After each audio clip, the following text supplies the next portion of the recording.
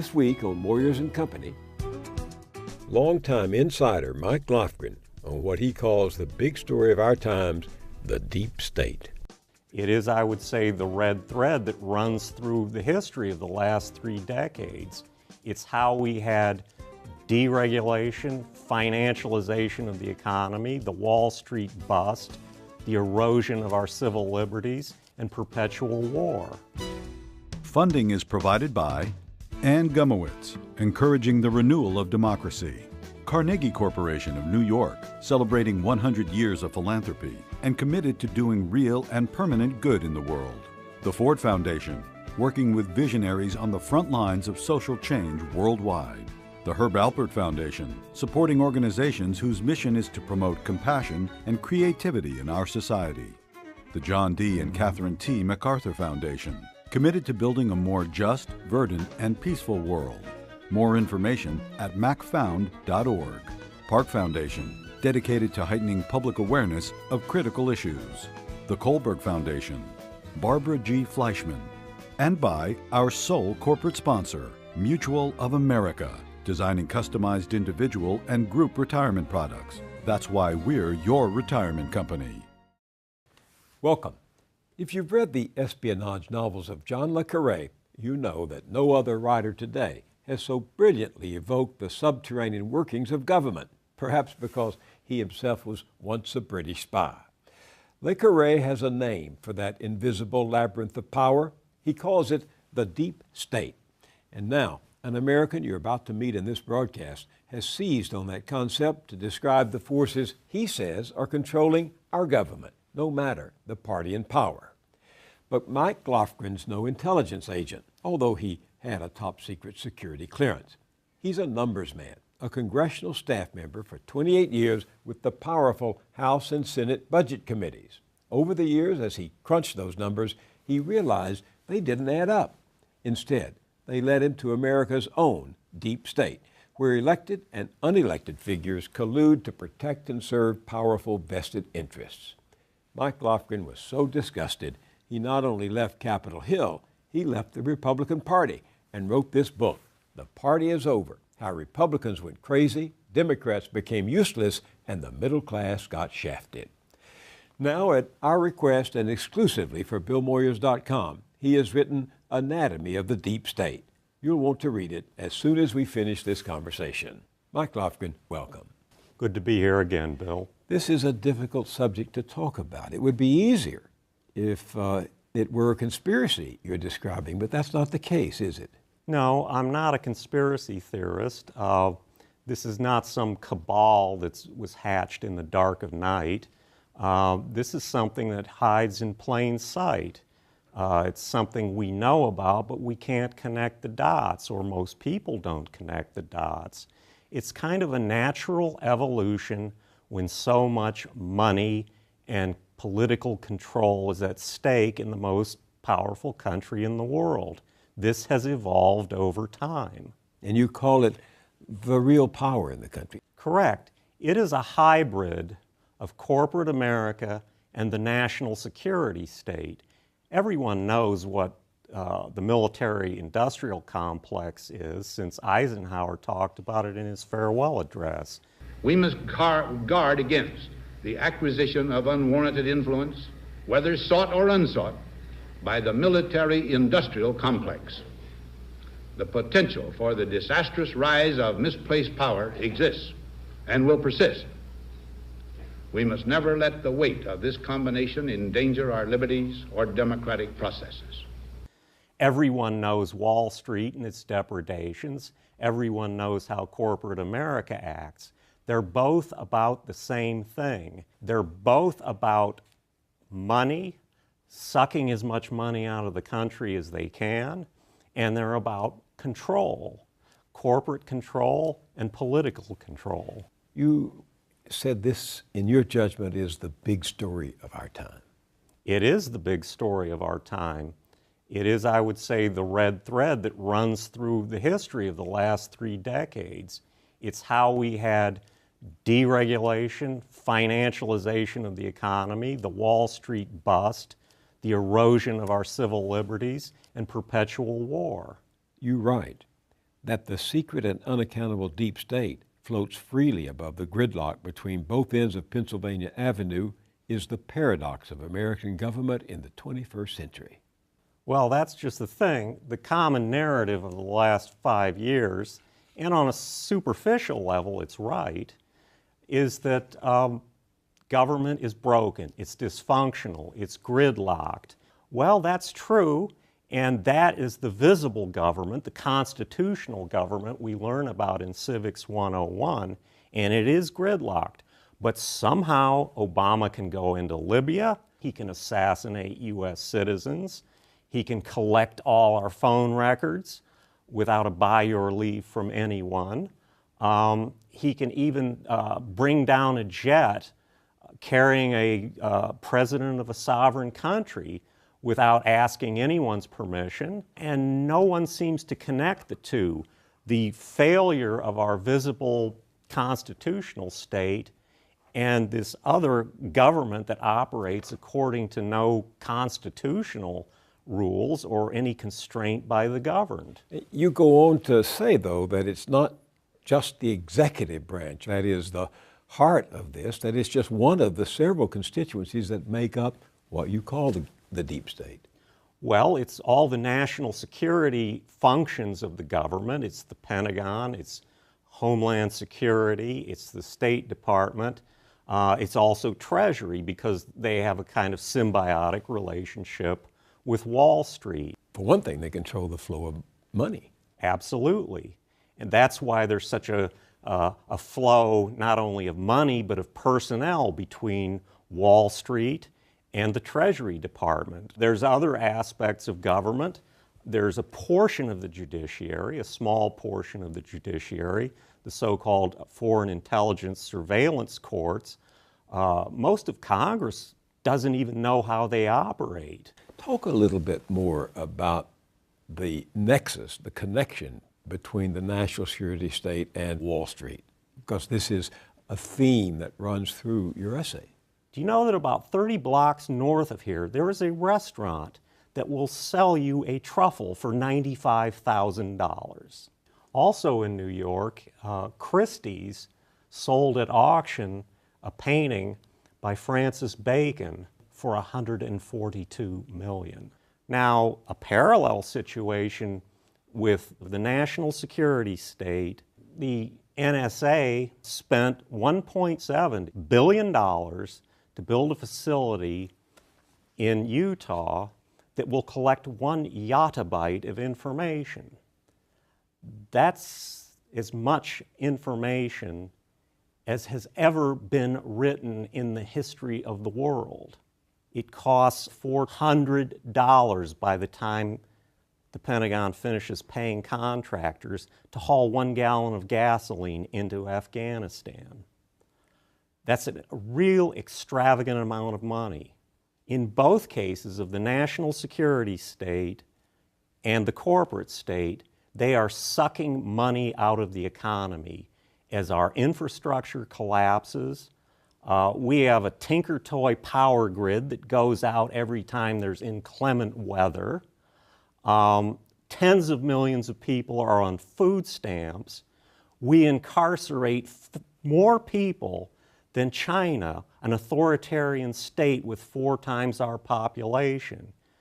Does anyone see the disparity between this extravagance for the deep state and the penury that is being forced on the rest of the country? That isn't a natural evolution. Something made it happen. We're having a situation where the deep state is essentially out of control, it's unconstrained. Since 9/11, we have built the equivalent of 3 Pentagons around the DC metropolitan area, holding defense contractors, intelligence contractors, and government civilians involved in the military-industrial complex. There are over 400,000 contractors, private citizens, who have top secret security clearances. And they are heart and soul of the deep state as you describe it. Absolutely. They're being privatized, which means the power shifts from accountable officials to unaccountable contractors. About 70% of the intelligence budget goes to contracts. How new is this? I mean, back in 2010, the Washington Post published a stunning investigation of what the editors called Top Secret America. I mean, we have known about this, have we not? Yes, we know about this, but the intelligence functions of the government are too important to outsource in the manner we have. It's something where absolute discretion is needed and absolute trust that they are not violating civil liberties.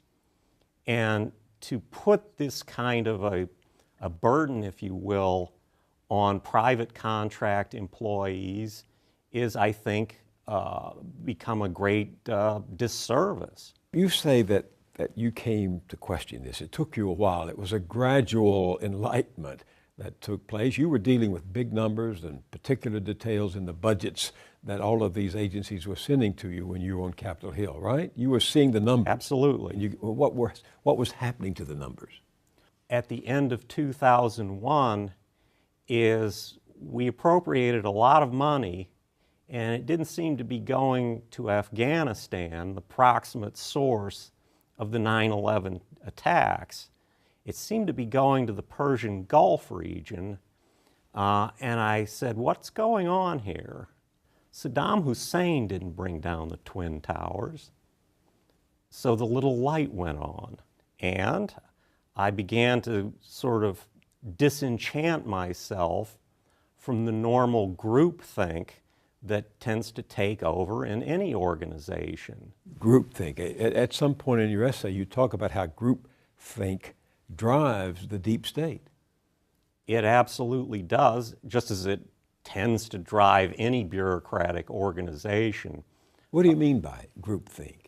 Well, the psychologist Irving Janis called it groupthink. It's a kind of assimilation of the views of your superiors and your peers. It's becoming a yes man.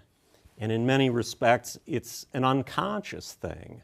I remember what Upton Sinclair once said, it's difficult to get a man to understand something when his salary depends on him not understanding it. That is certainly a part of it. You describe Washington as clearly and obviously the headquarters of the deep state, but talk about some of the others who are in the game. Wall Street is perhaps the ultimate backstop to the whole operation because they generate so much money that they can provide second careers for a lot of the government operatives. They're going to make more money than they ever dreamed they would on Wall Street. And I think a good example of that is the most celebrated soldier of the last decade, David Petraeus. What did he do when he retired? He went to Colbert Kravis Roberts, a Wall Street buyout firm with $90 billion in assets under management. You describe him as a kind of avatar of the deep state. He is, in a way, because he now represents both ends of it. We see now our present-day Cincinnatus did not pick up the plow when he laid down the sword. Cincinnatus was the Roman who left his farm to become a general in the war, and when the war was over, he went back to be a farmer. That doesn't happen today. No, it doesn't. The vast majority of generals seem to end up on the boards of defense contractors. Talk a little bit about what you call this strange relationship between Silicon Valley and the government and how it fits into the deep state. Well, the National Security Agency could not do what it does. The CIA could not do what it does without Silicon Valley. Now, Silicon Valley, unlike the defense contractors, mostly sells to private individuals and to companies. It's not a big government vendor. However, its services are necessary. And de facto, they have become a part of the NSA's operations. I'm sure the CEOs of some of these companies try to obscure the fact that this has mostly been voluntary for many years. You mean the surveillance? The surveillance. The gathering of information on unknowing citizens. Absolutely. For commercial purposes, though. Precisely. They've done it themselves, and they've assisted the NSA through a FISA court order. Foreign Intelligence Surveillance Act. So this has been going on for quite a while, yet now, like Inspector Raynaud, they are shocked to find out. But I think their main shock is that they're now starting to lose market share in foreign countries. These moguls, as you call them, pass themselves off as libertarians. They do. They make a big pretense about being libertarians and believing in the rugged individualism and so forth. But they've been every bit as intrusive as the NSA has been in terms of collecting your data for commercial purposes rather than so-called national security purposes, but they're in it just as heavily as the NSA is. And they somehow managed to get the intellectual property laws rigged so that you are theoretically subject to a fine of up to $500,000 for jailbreaking your phone. Which means? Which means if you don't like the carrier on your phone that the manufacturer dictates you shall have, and you change it without authorization, you don't have the right to something you bought. Could this symbiotic and actual relationship between Silicon Valley and the government, reflecting the deep state, explain the indulgence Washington has shown Silicon Valley on matters of intellectual property? Absolutely. People no longer necessarily own their property that they buy if they're buying it from Silicon Valley. They simply have a kind of lease on it. If, as you write, the ideology of the deep state is not Democrat or Republican, not left or right, what is it? It's an ideology. I just don't think we've named it. It's a kind of corporatism. Now, the actors in this drama tend to steer clear of social issues.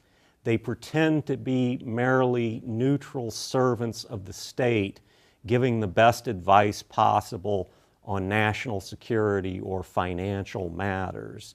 But they hold a very deep ideology of the Washington consensus at home, which is deregulation, outsourcing, deindustrialization, and financialization. And they believe in American exceptionalism abroad, which is boots on the ground everywhere. It's our right to meddle everywhere in the world, and the result of that is perpetual war. You say it is shadowy and more ill-defined. More ill-defined than what?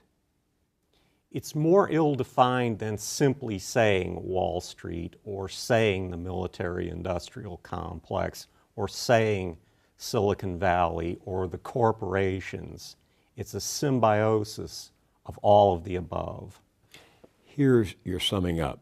Quote, as long as appropriations bills get passed on time, promotion lists get confirmed, black or secret budgets get rubber stamped, special tax subsidies for certain corporations are approved without controversy, as long as too many awkward questions are not asked, the gears of the hybrid state will mesh noiselessly.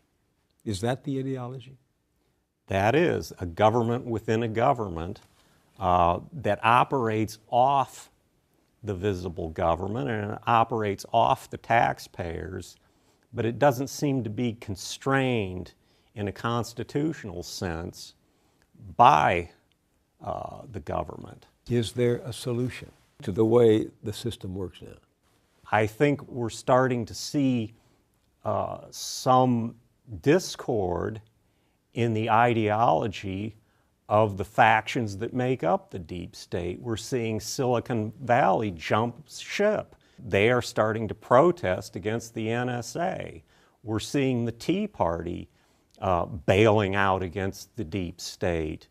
They may be wrong on many economic issues, but I don't think they're necessarily wrong on this one. So the public could be growing wise? I think they are. There's a much more vivid debate going on in the country about surveillance ever since the revelations by Edward Snowden. Mike Lofgren, thank you very much for being with me. It's good to be here, Bill.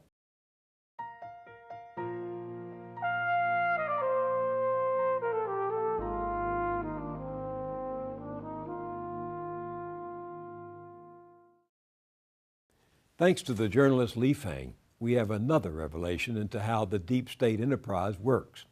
Writing for the Republic Report, a nonpartisan, nonprofit that investigates money in politics, he takes up that controversial trade deal called the Trans-Pacific Partnership that President Obama is trying to push through Congress with minimum debate and no amendments.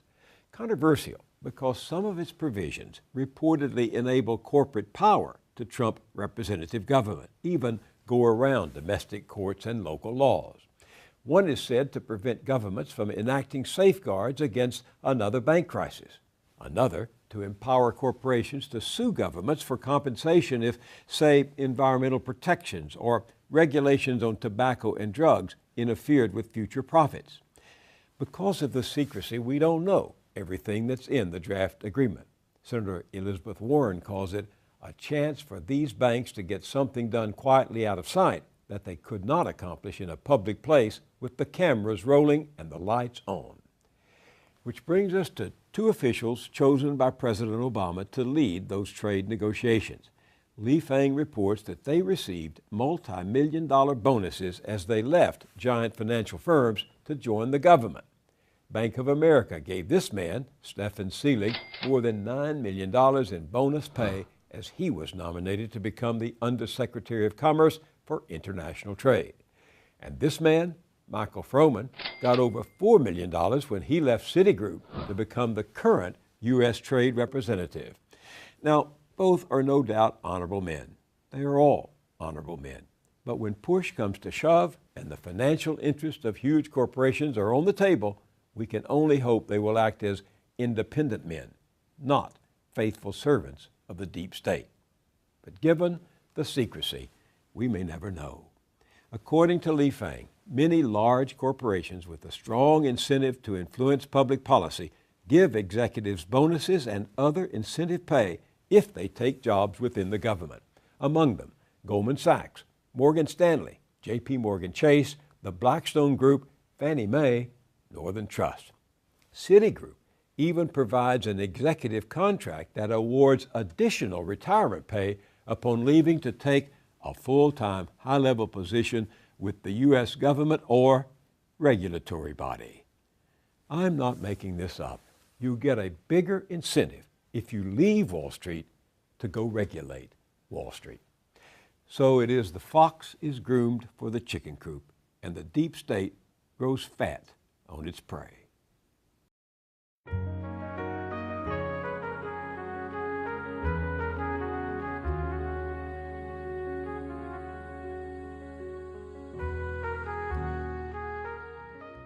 Coming up on Warriors & Company, a powerful new book breaks the code of dog whistle politics. Dog whistle politics doesn't come out of animus at all. It doesn't come out of some desire to hurt minorities. It comes out of a desire to win votes. And in that sense, I want to start using the term strategic racism. It's racism as a strategy. It's cold, it's calculating, it's considered. It's the decision to achieve one's own ends, here winning votes, by stirring racial animosity. And here's a hard, difficult truth. Most racists are good people. They're not sick. They're not ruled by anger or raw emotion or hatred. They are complicated people, reared in complicated societies. They're fully capable of generosity, of empathy, of real kindness. But because of the idea systems in which they're reared, they're also capable of dehumanizing others and occasionally of brutal violence. At our website, BillMoyers.com, remember to read the complete text of Mike Lofgren's essay, Anatomy of the Deep State, and then tell us what you think. I'll see you there, and I'll see you here next time.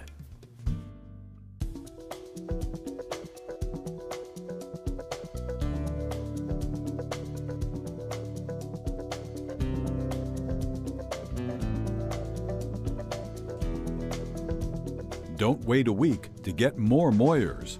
Visit BillMoyers.com for exclusive blogs, essays, and video features.